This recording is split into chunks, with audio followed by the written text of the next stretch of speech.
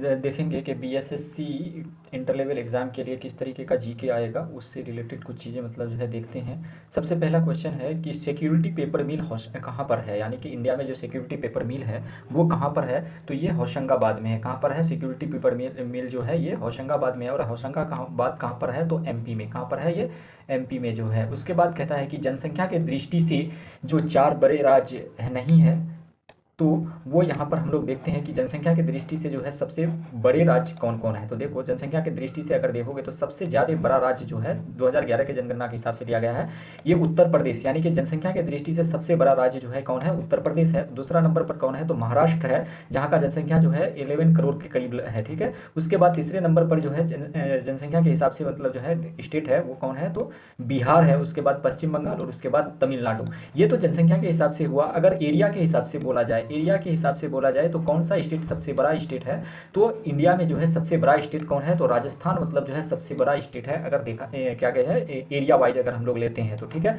इसके बाद आगे देखते हैं हम लोग क्या कहता है कि बिहार की प्रति वर्ग किलोमीटर जनसंख्या घनत्व जो है पूरे इंडिया में, बिहार की जो है प्रति वर्ग किलोमीटर जनसंख्या घनत्व सबसे अधिक है। 2011 की जनगणना के अनुसार अगर देखा जाए तो बिहार में 1 किलोमीटर स्क्वायर में मतलब जो है कितने लोग रहते हैं, तो 1106 व्यक्ति जो है क्या कहते हैं कि निवास करते हैं। यानी कि सबसे ज़्यादा घनत्व डेंसिटी जो है कहाँ पर है, तो बिहार में है, ठीक है, बिहार में है। और पूरे इंडिया का जो है देखा जाए तो कितना है कि 384 के करीब है, ठीक है, ये डेंसिटी घनत्व। उसके बाद आगे देखते हैं तो भारत में पश्चिम बंगाल का जनसंख्या जो है कितना है, तो 1028 व्यक्ति प्रति वर्ग किलोमीटर के हिसाब से रहता है जो है। और यहाँ की जो है ये किस जनगणना के हिसाब से है, तो 2011 की जो है सेंसस के अनुसार ये सारे डेटा लिया गया है।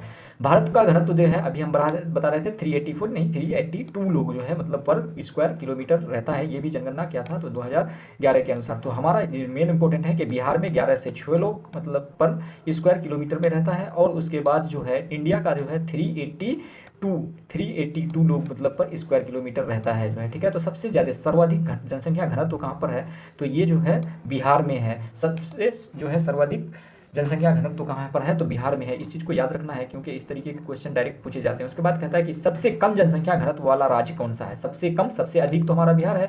सबसे कम जो है जनसंख्या घनत्व वाला राज्य जो है वो अरुणाचल प्रदेश है। कौन है, अरुणाचल प्रदेश है। उसके बाद कहता है कि जहाँ पर 17 व्यक्ति पर स्क्वायर किलोमीटर के हिसाब से जो है क्या करता है कि निवास करता है, यानी कि 1 किलोमीटर स्क्वायर में 17 लोग रहते हैं। और वहीं हमारे बिहार में जो 1 किलोमीटर स्क्वायर में 1106 लोग रहते हैं, ठीक है।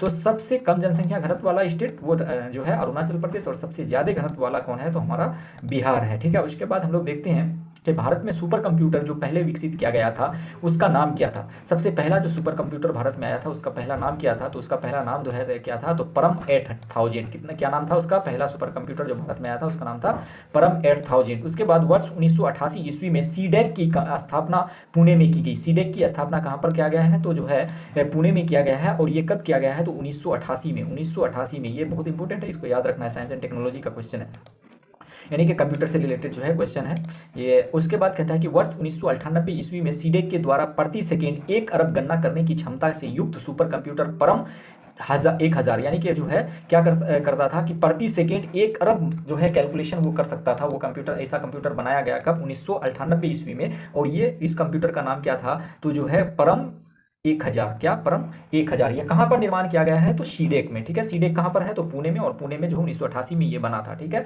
उसके बाद अगला क्वेश्चन है कि विश्व में प्रथम सुपर कंप्यूटर का नाम क्या था। तो प्रथम सुपर कंप्यूटर का नाम करे के जो है 1S था, जो 1979 में ईस्वी में जो है बना था, ठीक है ये। और इसके जो है जनक कौन थे, तो चार्ल्स बबेज को जो है कंप्यूटर का जो है पिता भी कहा जाता है, ठीक है, चार्ल्स बबेज को। ये चीज़ याद रखना है, ठीक है। चार्ल्स बबेज सबसे पहले जो है प्रथम सुपर कंप्यूटर बनाया था पूरे वर्ल्ड में, ठीक है। आगे देखते हैं हम लोग। आगे क्वेश्चन है कि वर्तमान में विश्व का सबसे तेज सुपर कंप्यूटर कौन है।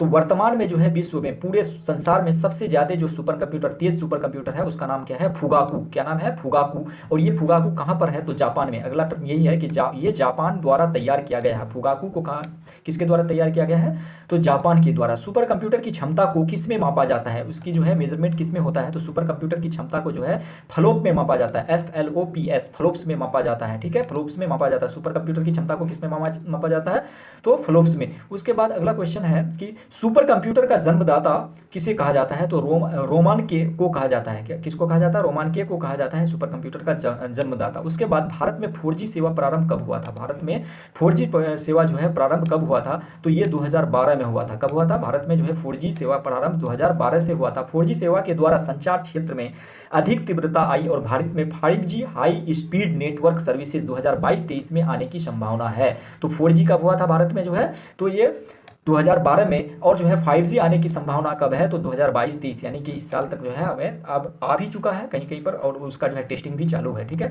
उसके बाद कहता है दक्षिण कोरिया, जापान और अमेरिका ने 5G मोबाइल सेवा प्रारंभ कर दिया है। कौन कौन मतलब 5G सेवा प्रारंभ कर चुका है, तो दक्षिण कोरिया, जापान और अमेरिका ने जो है 5G सेवा ऑलरेडी क्या कर चुका है कि शुरू कर चुका है। उसके बाद कहता है कि यूके ब्रिटेन का शेयर मूल्य सूचकांक का नाम क्या है, तो ब्रिटेन का जो है शेयर मूल्य सूचकांक का नाम क्या है, तो FTSE क्या है, FTSE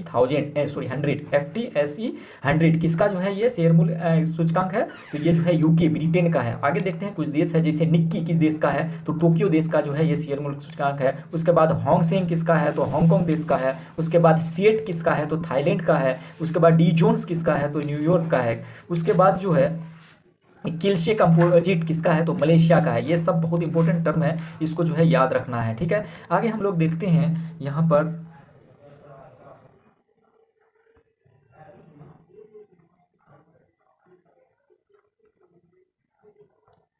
उसके बाद आईपीसी जो है, आईपीसी किसका जो है सूचकांक है। ठीक है, आईपीसी किसका क्या कहते हैं, आईपीसी जो है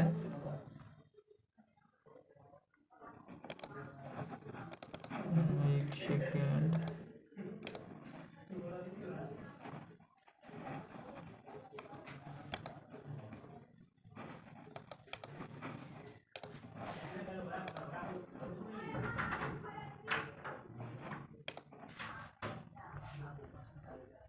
आगे देखते हैं शेयर मूल्य सूचकांक आईपीसी किसका है, तो मैक्सिको का। किसका है, तो मैक्सिको का। उसके बाद मिस्टेल किसका है, तो इटली का। और जो है वो वेस्पा किसका है, तो ब्राजील का। ये बहुत ही जो है इंपॉर्टेंट टर्म है, इसको याद रखना है। उसके बाद कहता है कि रिजर्व बैंक ऑफ इंडिया के प्रथम भारतीय गवर्नर कौन थे, तो रिजर्व बैंक ऑफ इंडिया के जो है प्रथम भारतीय गवर्नर थे, उसका नाम क्या था, CD देशमुख।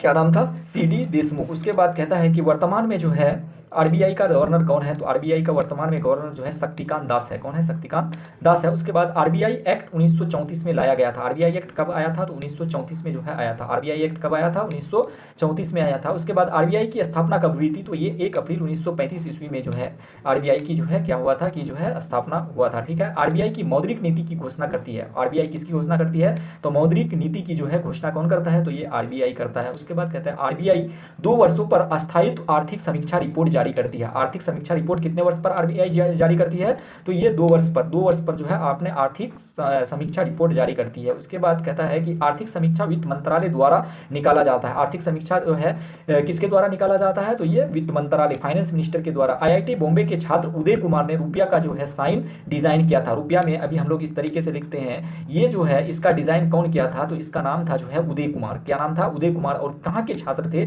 तो आईआईटी बॉम्बे के, आईआईटी बॉम्बे के जो है छात्र थे। उसके बाद फिनलैंड कार्बन पर कर घोषित करने वाला प्रथम देश बन गया। पूरे वर्ल्ड में जो है फिनलैंड एक ऐसा कंट्री है जो कार्बन पर भी मतलब क्या लगा दिया गया है कि टैक्स लगा दिया गया है, और ये प्रथम दुनिया का जो है प्रथम देश बन चुका है। ठीक है, कार्बन कर के द्वारा कार्बन के उत्सर्जन कम करने में मदद मिलेगी। कार्बन कर मतलब क्या हुआ कि लोग कम से कम जो है इसका उत्सर्जन करें, इसके लिए उसने जो है क्या क्या कि जो है कार्बन कर लगा दिया। अगर कार्बन कर लगाया हुआ रहेगा तो लोग क्या करेगा कि कर से बचने के लिए उसका उत्सर्जन भी जो है कम करेगा। ठीक है, ग्लोबल कार्बन प्रोजेक्ट 2017 के अनुसार चीन सर्वाधिक कार्बन का उत्सर्जन करता है। यानी कि जो है ग्लोबल कार्बन प्रोजेक्ट 2017 के अनुसार अगर देखा जाए तो सबसे ज्यादा जो है कार्बन का उत्सर्जन कौन सा देश करता है, तो वो चीन करता है। और कितना करता है, तो पूरे कार्बन का जो है 27% जो है अकेला चीन क्या करता है कि जो है कार्बन का उत्सर्जन करता है। उसके बाद कार्बन का दूसरा बड़ा उत्सर्जक देश, पहला तो चीन है, दूसरा बड़ा उत्सर्जक देश कौन है, तो अमेरिका है। और भारत भी पीछे नहीं है, भारत का जो है नंबर कितना है, तो तीसरे नंबर पर है। अमेरिका कितना परसेंटेज करता है, तो कुल कार्बन का 15%, और इंडिया जो है कितना करता है कि तीसरे नंबर पर है, और ये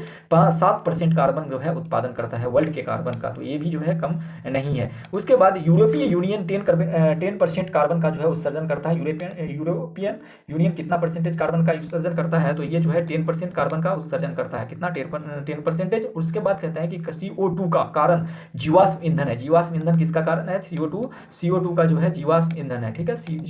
जीवाश्म ईंधन जो है कारण है किसका? CO2 का। CO2 ग्लोबल वार्मिंग की मुख्य कारण है। ग्लोबल वार्मिंग के लिए जो है सबसे ज्यादा रिस्पॉन्सिबल गैस होता है वो कौन होता है? तो CO2 ग्लोबल वार्मिंग, इस चीज को याद रखना है, ठीक है। उसके बाद अगला है कि ग्रीन हाउस गैस में यह गुण पाया जाता है कि वो पृथ्वी से परावर्तित अवरक्त किरणों को पुनः परावर्तित कर पृथ्वी को वायुमंडल में भेज देता है, पृथ्वी के वायुमंडल में भेज देता है, जिससे पृथ्वी का तापमान बढ़ जाता है। यानी कि ये जो है क्या करता है कि लेव लाइट को रिफ्लेक्ट कर देता है जो है, ठीक है, इसको। उसके बाद आगे क्या कहता है कि कीवी चिड़िया न्यूजीलैंड में पाई जाती है। कीवी चिड़िया कहाँ पर पाई जाती है? तो न्यूजीलैंड में पाई जाती है। बहुत इंपॉर्टेंट है, इसको जो है नोट कर लो। क्या कहता है कि कीवी चिड़िया कहाँ पर पाया जाता है? तो न्यूजीलैंड में पाया जाता है। उसके बाद अगला है कि सबसे छोटा पक्षी हॉर्मिंग बर्ड है। सबसे बड़ा जीवित पक्षी कौन है? तो शुतुरमुर्ग है, ठीक है। सबसे छोटा जो है ये क्या कहते हैं कि ह्यूमिंग बर्ड है, और उसके बाद जो है सबसे बड़ा जो है पक्षी कौन है? तो शुतुरमुर्ग है, ठीक है। उसके बाद कहते हैं उड़ान नहीं भरने वाला पक्षी कीवी और एम है। उड़ान नहीं भर सकता है ये पक्षी, जो उसका नाम क्या है? तो कीवी और यम, दो टाइप जो है पक्षी है जो उड़ नहीं सकता है, ठीक है। ये फिर भी पक्षी के इसमें आते हैं। उसके बाद कहता है कि विश्व का सबसे बड़ा चिड़ियाघर कहाँ पर है? तो ये जो है क्रूजर नेशनल पार्क दक्षिण अफ्रीका में है। पूरे विश्व का सबसे बड़ा चिड़ियाघर जो है कहां पर है? तो क्रूजर नेशनल पार्क दक्षिण अफ्रीका में है। उसके बाद कुछ देश है और सूची का कहते हैं मुद्रा का नाम देखो। मुद्रा बहुत इंपॉर्टेंट है, जिसको हम लोग करेंसी बोलते हैं, ठीक है। क्या कहते हैं कि ब्राजील का मुद्रा क्या है? तो रियल है, ठीक है। रूस का जो है क्या है? तो रूबल है। इथोपिया का जो है क्या है? तो बीर है। उसके बाद सऊदी अरब का क्या है? तो रियाल है, ठीक है। सऊदी अरब का क्या है? तो रियाल है। ये जो है इंपॉर्टेंट है, इसी वजह से इसको याद रखना है। उसके बाद आगे देखते हैं हम लोग कि आगे क्या है जो है। आगे देखो कि कुछ और देश है जिसका जो है इंपॉर्टेंट मुद्रा। कजाकिस्तान है जिसका जो है क्या है कि मुद्रा टेंगे है। क्या है? टेंगे है। तुर्कमेनिस्तान का मुद्रा का नाम क्या है? तो मनात है। और उसके बाद तजाकिस्तान का जो है क्या है? तो शोमोनी है। क्या है? यहाँ कजाकिस्तान था और यहाँ पर जो है तजाकिस्तान है, ठीक है। मैक्सिको का मुद्रा क्या है? तो पीसो है। और जो है पीसो की कहाँ का है? तो ये फिलीपींस का भी मुद्रा होता है, ठीक है। बोत्सवाना का मुद्रा क्या है? तो पूला है। और उसके बाद तानिया का जो है क्या है? तो ओगुआ है, ओगुआ है। ये सारे इंपॉर्टेंट टर्म है, इसको याद रखना है। उसके बाद महलू का शहर किसको कहा जाता है? तो महलू का शहर जो है कोलकाता को कहा जाता है। ये सब आप लोग जानते हैं। उसके बाद कहता है कि सात टापुओं का नगर किसको कहा जाता है? तो ये मुंबई को कहा जाता है सात टापुओं का नगर। भारत का बगीचा किसको कहा जाता है? तो बेंगलुरु को कहा जाता है भारत का बगीचा। गुलाबी शहर जयपुर को कहा जाता है। उसके बाद साइंस सिटी किसको कहा जाता है? तो बेंगलुरु को कहा जाता है। ये सब बहुत इंपॉर्टेंट है, इसको याद रखना है। उसके बाद भारत का मैनचेस्टर किसको कहा जाता है? तो भारत का मैनचेस्टर जो है किसको कहा जाता है? तो कानपुर को कहा जाता है। उसके बाद पूर्व का मैनचेस्टर किसको कहा जाता है? तो ओसाका को कहा जाता है। मोतियों का द्वीप किसको कहा जाता है? तो बहरीन को कहा जाता है। मोतियों का द्वीप किसको कहा जाता है? तो बहरीन को कहा जाता है। उसके बाद लिली का देश किसको कहा जाता है? ये लिली का देश किसको कहा जाता है? तो कनाडा को जो है लिली का देश कहा जाता है। विजय माल्या को अच्छे समय का राजा कहा जाता है। विजय माल्या को क्या कहा जाता है? अच्छे समय का राजा। अच्छे समय का राजा किसको कहेंगे? विजय माल्या को। विजय माल्या जो किंगफिशर के मालिक थे। विजय माल्या किसके मालिक थे? तो किंगफिशर के मालिक थे, ठीक है। किंगफिशर के जो है मालिक थे। विजय माल्या शराब के बड़े जो है व्यवसायी थे। उसका व्यवसाय का नाम क्या था? उसका व्यवसाय, मुख्य व्यवसाय जो है क्या था? शराब का था, ठीक है। विजय माल्या पर दिवालियापन का जो है आरोप है। ये पैसा लेकर के इंडिया से भाग चुका है, इसलिए इसका नाम, इस पर जो है किसका आरोप है? तो दिवालियापन का। हड़प्पा मुंबई की प्रथम परखनली, देखो हर्षा, हड़प्पा नहीं, यहाँ पर जो है गलत लिखा हुआ है। हर्षा नाम है जो टेस्ट ट्यूब बेबी दुनिया मतलब जो है इंडिया का सबसे पहला जो है टेस्ट ट्यूब बेबी है। क्या है? हर्षा। यहाँ पर क्या लिखना है? हो रो ऐसे है, ये मुर्धा वाला सो है, ठीक है। हड़प्पा नहीं है, ये हर्षा है, ठीक है।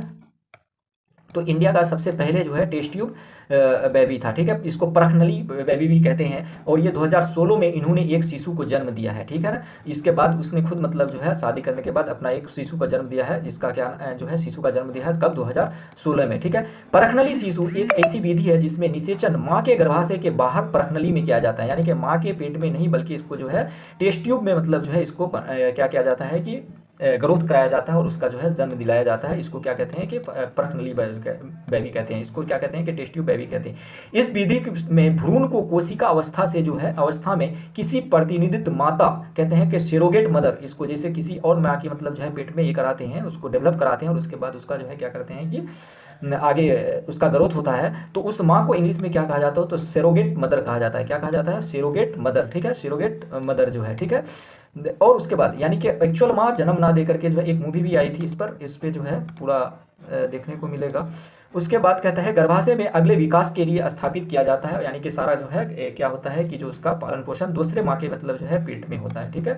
उसके बाद कहता है कि विश्व का प्रथम परखनली, अब देखो इंडिया का तो जो है प्रथम परखनली यानी कि टेस्ट ट्यूब बेबी कौन था, तो हर्षा, और हर्षा भोगले उसका एक्चुअल नाम है। उसके बाद विश्व का जो है प्रथम परखनली बेबी जो था वो इसका नाम क्या था, तो लुइस जोए ब्राउन, क्या नाम है इसका, इसका नाम जो है लुइस जे ब्राउन, यानी कि जो है इसका नाम क्या है, लुइस जे ब्राउन। लुइस जे ब्राउन का जन्म 25 जुलाई 1978 में हुआ था। लुइस जे का जन्म कब हुआ था, तो 25 जुलाई 1978 में। और ये किस देश में हुआ था, क्या था, किस देश में जो है सबसे पहले टेस्ट ट्यूब बेबी का जो है जन्म हुआ था, तो वो था जो है इंग्लैंड में। कहाँ था, तो इंग्लैंड में। इंडियन एयरलाइंस की प्रथम महिला पायलट जो है दुर्गा बनर्जी है। इंडियन एयरलाइंस की जो प्रथम महिला पायलट है वो कौन है, दुर्गा बनर्जी। वायुसेना की प्रथम महिला पायलट कहते हैं कि हरिता कौर देओल थी। कौन थी, तो हरिता कौर देओल थी। उसके बाद जो है प्रथम महिला चेयरपर्सन ऑफ इंडियन एयरलाइंस कौन है, तो जो है ये सुषमा चावला। सुषमा चावला, यहाँ पर टाइप सही से नहीं हुआ है, यह मूर्धन्य सो है, ये पो नहीं है, सुषमा नहीं, सुषमा चावला है, ठीक है।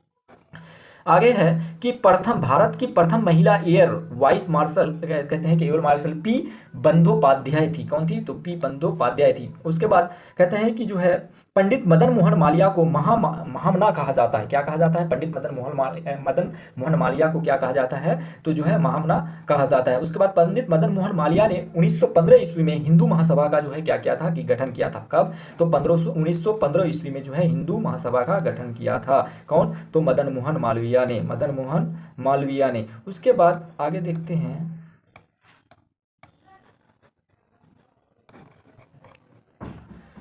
स्थापना की थी। पंडित मदन मोहन मालवीय ने सेंट्रल स्कूल को 4 फरवरी 1916 में, यानी कि सेंट्रल स्कूल को ही जो है वो क्या बना दिया था, तो बीएचयू नाम जो है, यानी कि बीएचयू का संस्थापक कौन है, तो पंडित मदन मोहन मालवीय है, ठीक है। पंडित जो है मदन मोहन मालवीय। द लीडर अद्भुत हिंदुस्तान जैसे प्रसिद्ध समाचार पत्र किसके लिए थे, तो वो जो है ये द लीडर जैसे कहते हैं कि अभ्युदय, उसके बाद हिंदुस्तान जैसे समाचार पत्र के मालिक कौन थे, तो मदन मोहन मालवीय द्वारा जो है ये निकाला जाता था, ठीक है, मदन मोहन मालवीय द्वारा निकाला जाता था।